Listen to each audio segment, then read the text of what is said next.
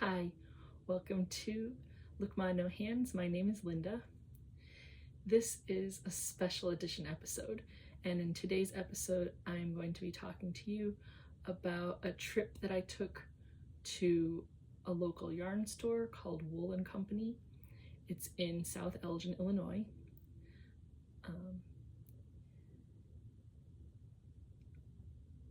I didn't quite know what to expect when I decided to make a trip to the store. From pictures that I saw online and on their website, the store definitely has like a cozy boutique vibe to it. The store is a little bit off the beaten path. I had anticipated it being in like a strip mall or just kind of like in a shopping center situation. But as it turned out, it's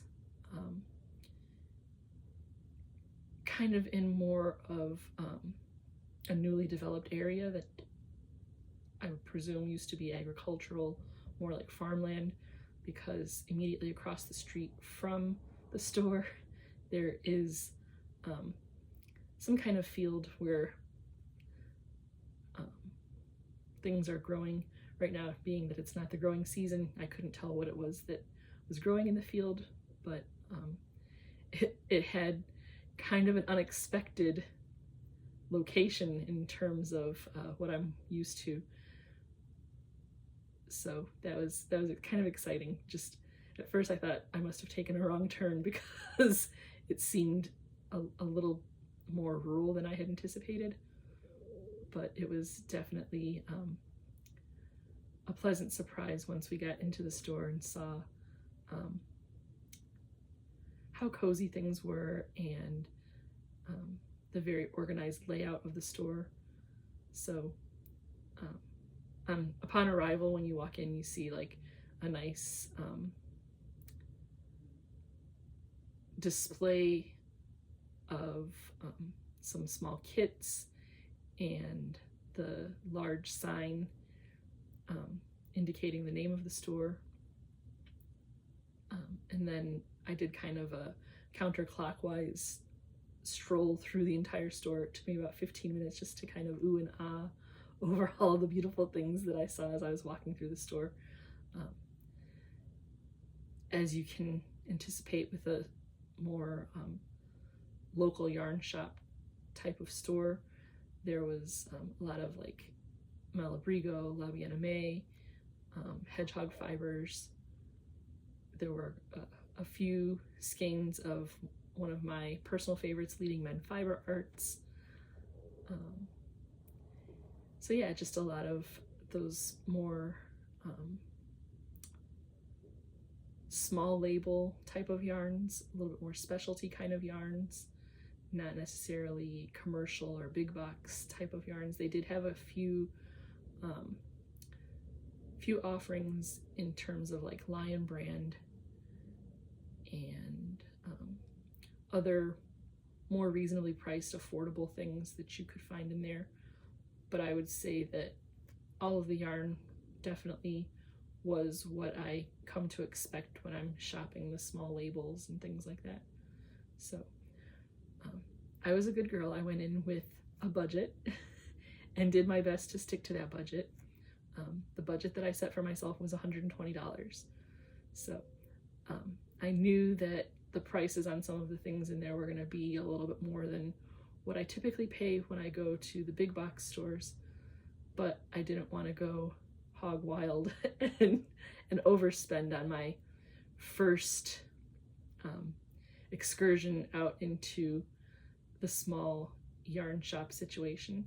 So set the limit. And then I also went in with a little bit of a shopping list in terms of what I wanted to buy. Several months ago, Matt the Rockin' Crocheter had gifted me some Malabrigo yarn. The stuff is like super soft and like just gorgeous. I really appreciated that gift that he sent. That being said, I want to do something kind of special with it. I don't want to just make a hat or a scarf. And so I set it aside with the intention of finding more yarn to complement it, to kind of have more yardage so that I could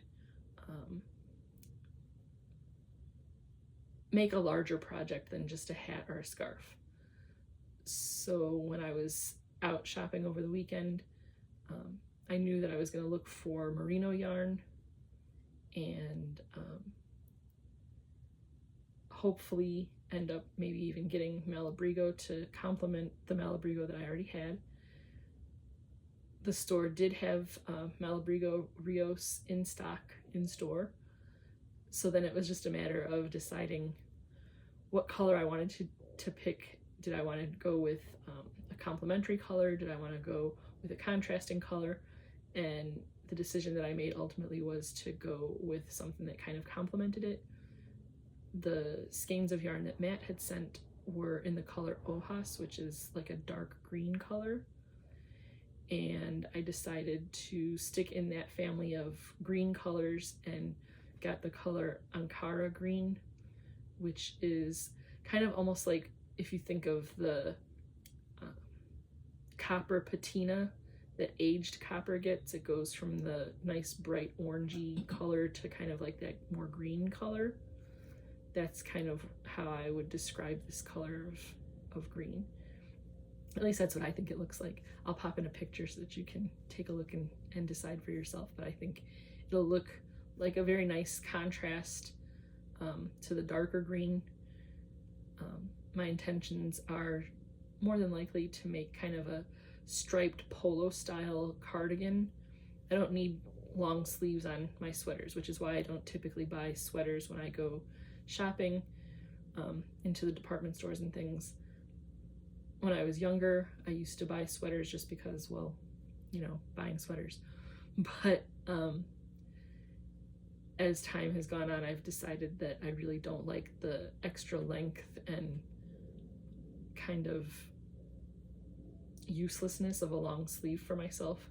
So now if I make myself a sweater, it'll either be a poncho, no sleeves at all, or I will make a sweater with short sleeves. So that's my intention. Who knows by the time I get around to the project what I'll actually do, but I'm thinking of doing kind of like a polo style cardigan t-shirt. So yeah, that's that. I highly recommend the store. They do have an online presence, so I'll definitely link the website down below so that you can check out the store for yourself. The one thing that I did note of this store is that they appear to be kind of catering more towards knitters rather than crocheters. All of their featured patterns that I noticed throughout the store were all from knit designers. I did not notice any crochet designs. And on their website, all of their special events appear to note that it's like a knit night or learn to knit. I did not notice any learn to crochet. They have a knit 101, but I didn't see anything stating crochet 101. So I don't know if I just missed it or if they kind of cycle through where sometimes they do knit and sometimes they do crochet, but I will definitely keep an eye out on that and keep you updated, because as I said, the store was very nice. The staff were friendly. They were available to help if you needed help. They do have a winder and a swift. If you purchase yarn and want it to be wound up before you leave, they'll do that for you. But yeah, like I said, it was a good experience. The staff was friendly. The staff member that helped me out at the register was named Brooke, and she was really awesome.